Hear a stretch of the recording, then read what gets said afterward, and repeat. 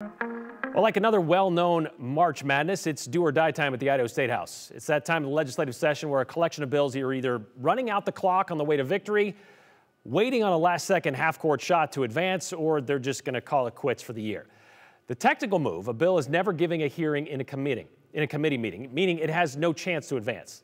One Boise lawmaker is asking why her bill, which passed in the House with no votes against it, is not getting a chance to be heard in committee on the Senate.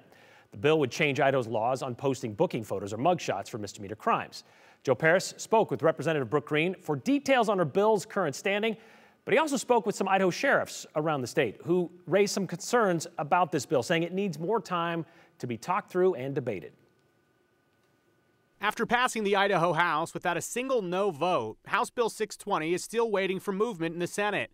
The bill, sponsored by Boise Democrat Brooke Green, aims to prohibit law enforcement from releasing mugshots for nonviolent misdemeanors. I have yet to hear an official confirmation if I will be getting a hearing or not. Green's work on the legislation dates back several years. Green's friend died by suicide after being arrested in 2019 for trespassing and disturbing the peace.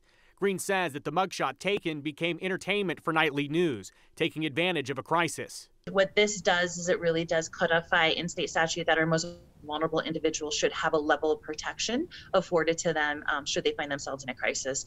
Representative Green says her bill is in limbo. She's unsure if it'll be heard again this year. She understands there are criticisms of her bill, but she says she wants to hear those and work through those in a public forum, especially considering that it had unanimous support in the House. A bill should die on its merits, and that is incredibly important, and it's one that we, here at the legislative body, that certainly all of us can support. That is, if a bill is going to go forward, it should go through the process, enable people to participate in the process, and whether or not it survives should be done in an open conversation in both chambers. Law enforcement unequivocally, in my opinion, is dealing more with mental health issues on the streets as first responders more than anyone else out there. We're the ones who actually run into this on a literally hourly basis throughout the state of Idaho, hourly, day and night. Canyon County Sheriff Kieran Donahue and Bonneville County Sheriff Sam Hills are state house leaders for the Idaho Sheriff's Association.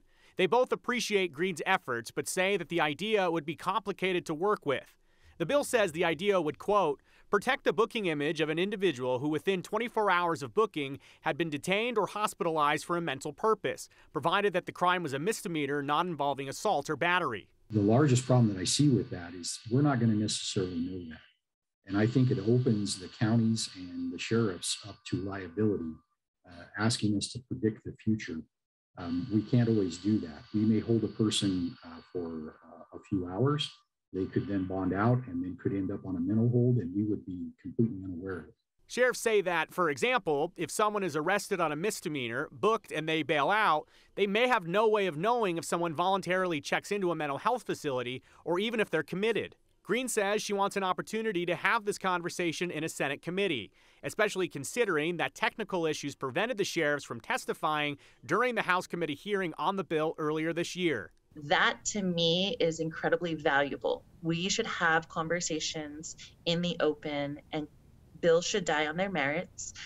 While I recognize it's not dead yet, I recognize the session's not done yet, and I'm somewhat being a little optimistic. This is incredibly personal, but after it was all said and done, I've received several emails and phone calls and people stopping me saying how much they appreciate this. Sheriff Donahue says he appreciates that, but that realistically at this point in the legislative session, that an in-depth conversation may need to wait.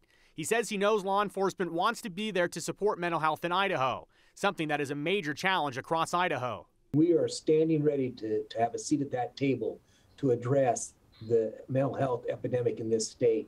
From a law enforcement perspective, we've been at the table for years. We've been on these committees, we've been on these boards, and we'll continue to do so. Let's all join together and solve this horrific problem, because it is massive, and we can't do it alone, and really neither can the legislature.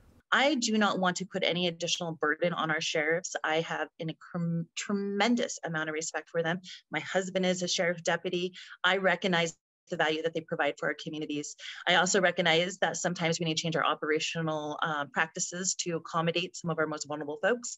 This is really what that is about.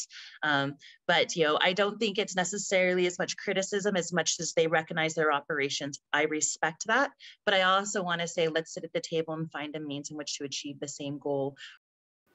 All right, Joe, so the obvious question is, how does something skate so cleanly through the House of Representatives but then get stalled in the Senate? As we highlighted in the story, Representative Green presented this to a House committee first, and during that committee hearing, just by chance, there were some technical issues that prevented the sheriffs that wanted to testify from connecting remotely via the internet. Technology, it happens. So, I mean, there's a chance that lawmakers didn't hear one side, or they didn't go and do the research on their own and find out about some of the criticisms of that. So, there's also possible that they considered all of that and they decided that they didn't find issues with it, and that's why it passed. Representative Green also gave some really passionate, speeches about it on the House floor. Long story short, though, the Senate committee, they have the chairman, Chairman Lakey, who gets to decide if it gets a hearing or not. If he sees problems with it or if there's an issue with it, he'll speak on it. I reached out to Chairman Lakey, didn't respond for now, but we'll keep an eye on this one. All right, yes, we will. All right, thank you very much, Joe.